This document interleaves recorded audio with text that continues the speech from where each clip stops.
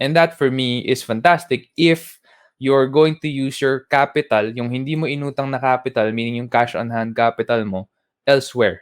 You're going to use it to buy another business, start another business, or buy real estate and rent it out, and then use the bank's money, meaning your loan, to finance your other business. Hey guys, welcome back to the Leadership Stack Podcast, the podcast for entrepreneurs by entrepreneurs to increase your leadership, teamwork, and profits. This is your host, Sean C., aka Mr. CEO at 22.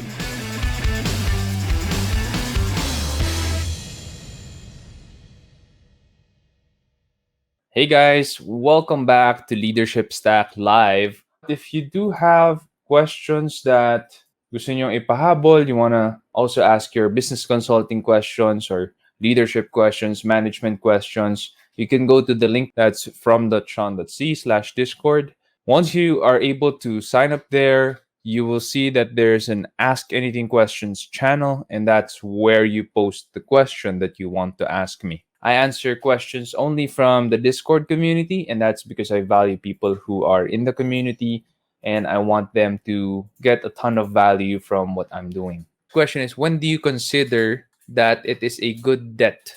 How do you manage it? It is a good debt if you are going to use the debt for assets, money making assets. So, one of the investments that we have is in the agriculture business. And there is a certain loan that we call crop loan. When you have a crop loan from the government, you have a certain amount of interest. Sometimes it's 6%, and you pay it in 2 years' time. So, meaning per 2 years, yung 6% mo. Meaning per year, strictly speaking, 3% ka lang.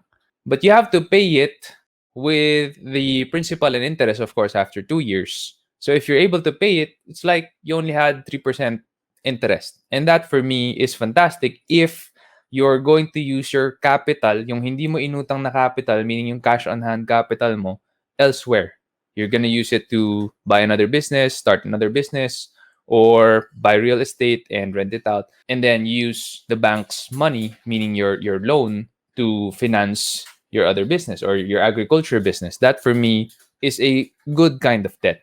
Or for example, if you are going to, same with real estate, if you're going to loan from the bank and the interest is much smaller than the amount of money or revenue that you're going to get from the rent. For example, if you're going to rent out a property, then it makes sense to loan it from the bank.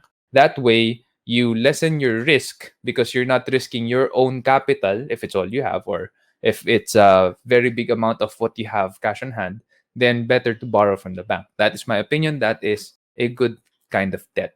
A bad kind of debt is if you're gonna use the debt for a liability, luho, no, coche or a house that you don't need, house that you're not gonna live in naman, and you just want it for a rest house. That for me, in my opinion, is bad kind of debt. So anything that is not an asset, not a money making asset, and you take out a loan or a debt for that, I think that's a bad kind of debt, and you should get out of it as quickly as possible.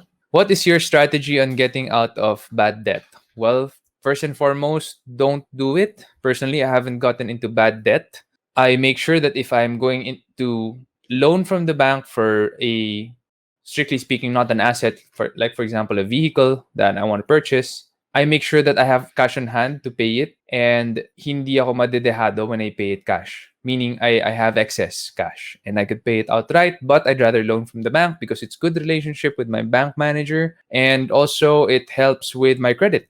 So that is strictly speaking not a bad debt, but I did take a loan, so that is debt for something that's not a money-making asset. Getting out of bad debt strategies, well, you have to negotiate with the debtor. You have to negotiate from the people or the bank that you ask money from. You have to have a debt payment plan or a debt repayment plan if you fail to pay the debt for the first time. But definitely you have to get out of it as quickly as possible. There is no other way. From Jazz, question is, how do you separate personal from business finances? You just have to have a personal banking account. So you usually have your business banking account, which is a corporate account. Oftentimes, when you're already registered with the SEC, or if you're not, if you're small to medium business, TTI, That's all right. You still should have a banking account just for your business. Maybe it's named after you, that's okay. Pero separate bank account lang siya. It's just like a normal bank account, but it's just separate from your personal account. That's the easiest way to split it. And when clients pay you, put it all in that business banking account. And then when you need to withdraw money from that business banking account to your personal banking account, then you would be able to backtrack your transactions, how much you withdrew, how much you spend personally. Also, you should decide how much salary you're going to pay yourself early on. I do have a podcast episode with Miss Tracy Bissett. She's from Canada. You might want to check it out. We discussed about how much you should pay yourself as an entrepreneur. And that episode is out on YouTube and Spotify already, actually. So if you're on Spotify, you're following us on Spotify and YouTube, simply search for Tracy Bissett and you'll see the episode already that says how much you should pay yourself as an entrepreneur, and tune in. Make sure that you're not spending more than what you're making. A lot of businesses fail not because of the economy, although right now a lot of the businesses did succumb to the pandemic, which is sadly about the economy. But during the normal times before the pandemic, a lot of businesses fail because of behavior, mindset. It's because they spend more than what they make. It's a behavioral problem. And a lot of entrepreneurs, kumita lang, gagastusin na. That's the problem. You cannot have that kind of mindset. You should be able to save. And when you separate your personal and business banking account, that helps you to save.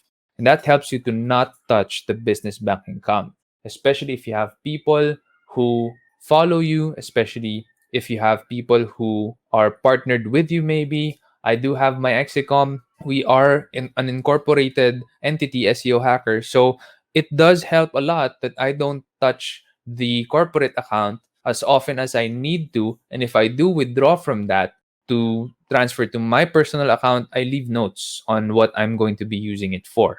So usually it's also for business expenses like credit card, because we run ads on Facebook and Google, etc. What you want people to do is to tell you when you aren't living up to those things that you're working on, and that you will take that feedback, listen to it, ask questions, not get defensive, and start to implement it. And then you, the person, have to do that. But you have to enroll people in by sharing and saying something like that to get people to do that.